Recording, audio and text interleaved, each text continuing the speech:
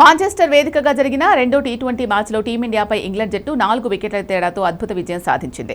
ఈ ఉత్కంఠ పోరులో జాకబ్ బెథెల్ 46 బంతుల్లో 76 పరుగులతో అద్భుత ఇన్నింగ్స్ ఆడి జట్టును విజయ తీరాలకు చేర్చాడు. తొలి మ్యాచ్ వర్షం వల్ల రద్దు కాగా ఈ విజయంతో 5 మ్యాచ్ల ఈ సిరీస్లో ఇంగ్లాండ్ 1-0 ఆధిక్యంలో దూసుకెళ్లింది. భారత్ నిర్దేశించిన 191 పరుగుల భారీ లక్ష్యాన్ని ఇంగ్లాండ్ మరో ఓవర్ మిగిలుండగానే కొట్టి అవతల పడేసింది.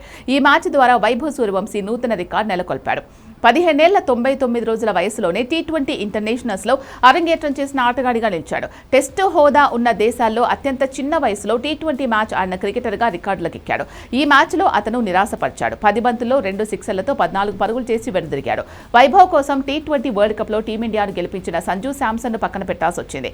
ఈ పరిణామం విమర్శలకు దారితీసింది. Star wicket keeper batter Sanju శాంసన్ను తుది జట్టు నుంచి తప్పించడం వివాదానికి తెరలేపింది. టీ20 ప్రపంచ కప్ ప్లేయర్ ఆఫ్ ది టోర్నమెంట్గా నిలిచిన శాంసన్ను 2-3 ఇన్నింగ్స్లో విఫలమయ్యాడు అనే నెపంతో పక్కన పెట్టడంపై మాజీ క్రికెటర్లు తీవ్ర అభ్యంతరం వ్యక్తం చేస్తున్నారు. సంజు శాంసన్ను తుది జట్టు నుంచి తొలగించడంపై మాజీ క్రికెటర్ సంజయ్ మంజ్రేకర్ తీవ్రంగా స్పందించాడు.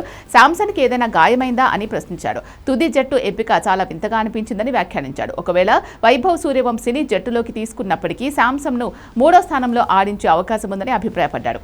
ప్రపంచ కప్లో జట్టు విజయంలో కీలక పాత్ర పోషించిన అతన్ని ఈ క్లిష్ట సమయంలో సెలెక్టర్లు సపోర్టింగ్గా ఉండాలని మంజ్రేకర్ పేర్కొన్నాడు.